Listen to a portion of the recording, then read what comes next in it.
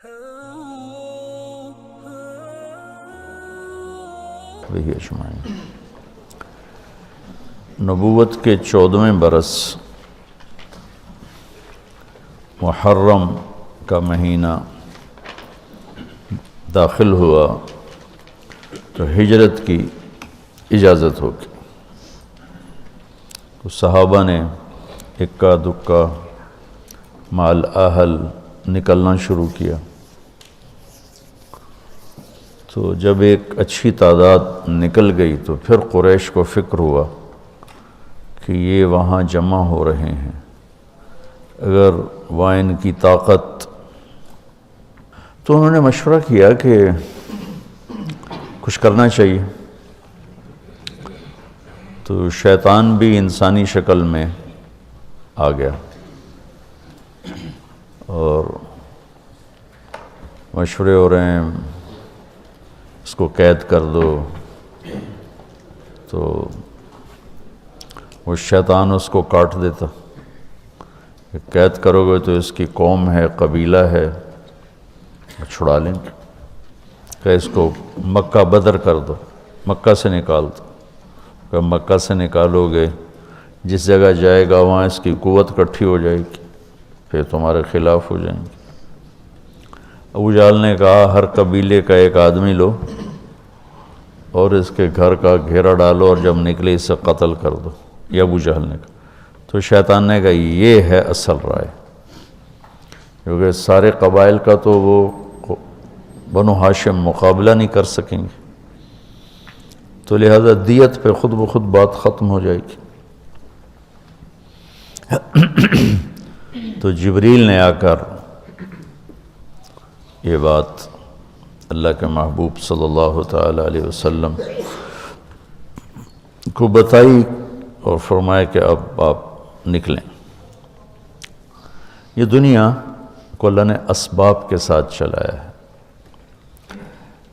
اتنے بڑی محبوب ہستی کو بھی اس کا پابند بنایا۔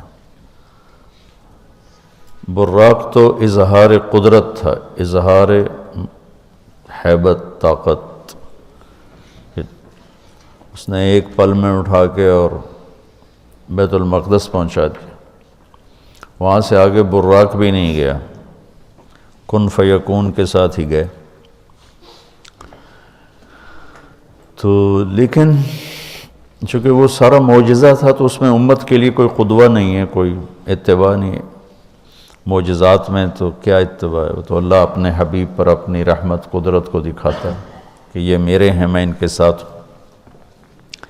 لیکن عروج و زوال تو ساتھ ساتھ چلے گا۔ الحرب سجال بیننا، احد کے موقع پر آپ نے کہا تھا ینالون منا وننال منہم، یہ جنگ حق و باطل میں چلتی رہے گی، کبھی وہ جیتیں گے کبھی ہم جیتیں گے۔ عروج میں کیا کرنا ہے اس کے بھی اصول سیرت سے ملتے ہیں، جب زوال ہو پھر کیا کرنا ہے اس کے بھی اصول سیرت سے ملتے ہیں۔ زوال کے دور میں عروج کے جب اصول اپنائیں گے تو مار کھائیں گے، جو پچھلے 200 سال سے ہو رہا ہے کہ تسلیم کرنے پہ تیار نہیں، کہ ہم شکست خوردہ ہیں، زوال شدہ ہیں، اخلاقی پستی مادی اسباب سے بھی زیادہ امت کے اندر پیدا ہو چکی ہے۔ تو وہ بدر میں 313 تھے تو آج 313 بھی نہیں ہیں، اور اتنوں نے یہ کر دیا اتنوں نے وہ کر دیا، تو وہ تطبیق غلط ہو رہی ہے۔ اللہ تعالیٰ نے مدینہ میں جا کر اسلام کو عزت بخش، قوت بخش، لہٰذا آپ نے اقدام کیا، اور مکے میں قوت نہیں تھی، وجاہت نہیں تھی، اور خوف کا عالم تھا، اور علی جیسی اسد اللہ الغالب جن کو ٹائٹل دیا گیا اسد اللہ، ابو ذر رضی اللہ تعالیٰ عنہ جب آئے مکہ میں اجنبی بن کے، تو رات کو حضرت علی ان کو اپنے گھر لے گئے، کھانا کھلایا، آرام کرایا، پوچھا نہیں کون ہو، کیسے آئے۔ اگلے دن پھر دیکھا حرم میں تنہا بیٹھے ہیں، وہ پھر ان کو لے گئے۔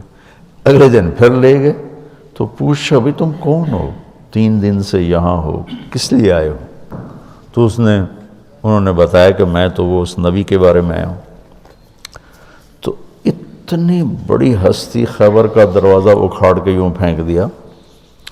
فرماتے ہیں میں صبح تمہیں لے جاؤں گا ان کے پاس، اگر راستے میں کوئی خطرہ ہوا تو میں جوتا ٹھیک کرنے کے بہانے بیٹھ جاؤں گا، تم کھسک جانا۔ جب ضعف ہو تو کیا کرنا ہے وہ یہ ہے۔ اب ضعف میں بھی تلوار اٹھائیں گے تو قتل عام ہوگا مسلمانوں کا، اور اسلام بدنام ہوگا، اس لیے وہاں صبر کا حکم۔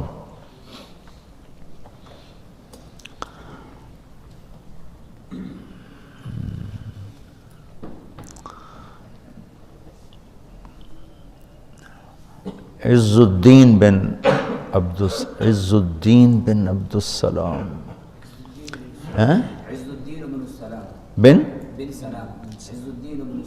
عز الدین بن سلام، صرف بن سلام ہے؟ ہاں، سلطان العلماء انہیں کہا جاتا ہے۔ مصر میں تھے، شافعی تھے، رکن الدین بیبرس کے دور میں۔ انہیں سب سے پہلے ان کی کتاب ہے بہت عالی شان، تو انہوں نے، اللہ کرے یاد آ جائے اس کا نام، بہت خوبصورت انداز میں یہ بات سمجھائی ہے اس میں۔ انہوں نے نام یاد آ گیا تو بتا دوں گا، پڑھنا بہت اچھی کتاب ہے۔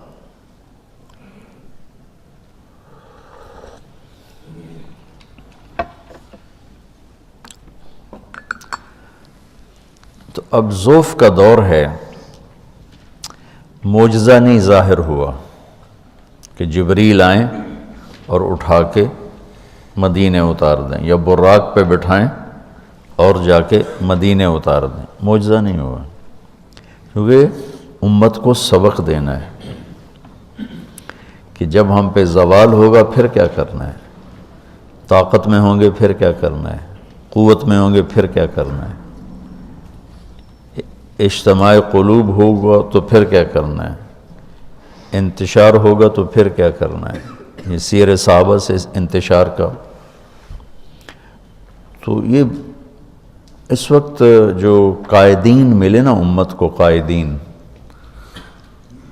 انہوں نے ان سے یہ سہو ہوا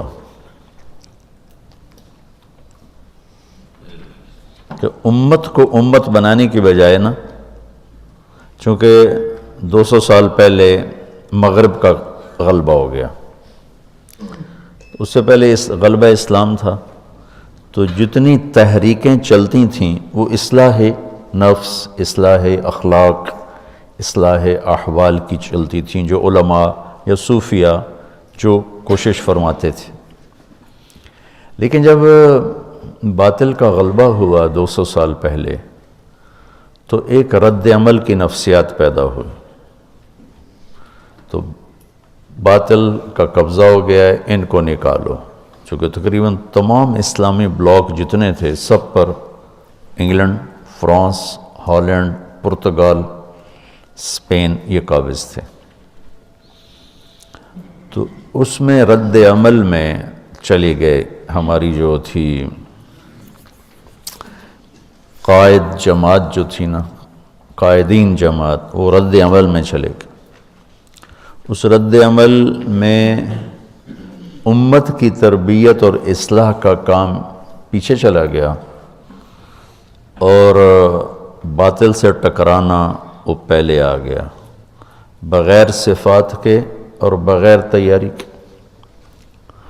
تو ہر جگہ شکست ہوئی، ہر جگہ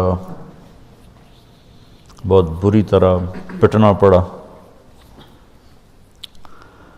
جو سبب تھا اسے نہیں دور کیا، جس وجہ سے زوال آیا، وہ تھا دین سے دوری، اخلاقی پستی، یہ اس کا سبب تھا۔ اس کے ازالے کی بجائے ان سے ٹکرانا شروع کر دیا تو ہر جگہ ناکامی ہوئی۔ پھر جو یہ باطل مغرب نے جو ملکوں کا قبضہ چھوڑا، یہ کوئی ہمارے قائدین کا کمال نہیں، میں معذرت کے ساتھ کہتا ہوں، وہ دوسری جنگ عظیم کی وجہ سے اتنے کمزور ہو گئے تھے کہ وہ قبضے برقرار ہی نہیں رکھ سکتے تھے۔ 1940 سے 1945 5 سال وہ جنگ رہی۔ فرانس کا کتنی دنیا پہ قبضہ تھا، کتنا بڑا ملک ہے، جرمنی نے صرف 5 دن میں پورا فرانس قبضہ کر لیا، صرف 5 دن۔ پولینڈ پر 1 دن میں قبضہ کیا، آسٹریا پر 1 دن میں قبضہ کیا۔ تو جتنے ملک دنیا پہ راج کر رہے تھے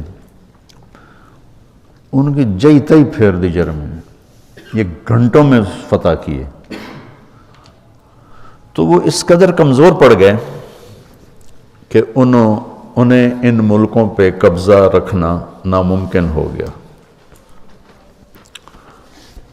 تو وہ چھوڑنے پر مجبور تھے، تحریکوں نے باعزت چھڑوا دیا کہ بھائی چلو بھائی آپ کا مطالبہ بہت زیادہ ہو رہا ہے تو ہم جا رہے ہیں۔ یہ بات